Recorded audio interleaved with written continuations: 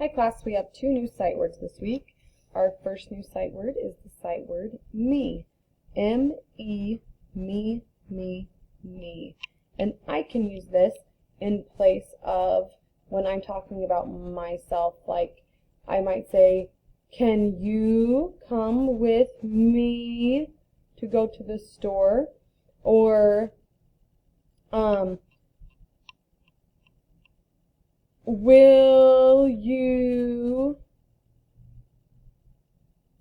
go with me outside? So here's an example sentence.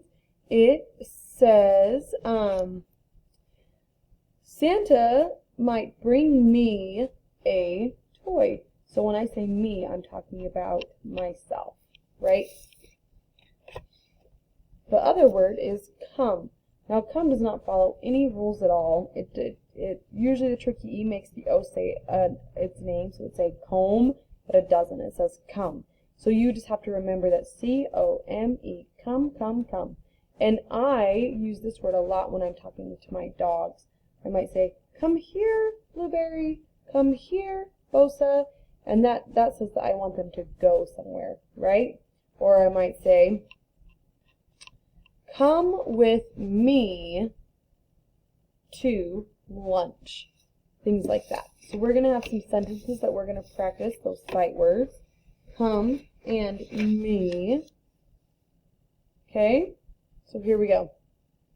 I can come to see Pam.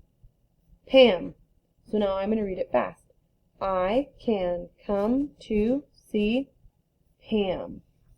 Okay, let's read our next one. Oh, that's our sight word. C-O-M-E. Come, come, come. And if I forget that that's a sight word, I might try and sound it out. Calm-E. That doesn't sound like a word that I know. Comb. That doesn't make sense. Now oh, that's a sight word. C-O-M-E. Come, come, come. Come to me. Cat. Cat. Read it fast. Cat. Come to me, cat. Very good.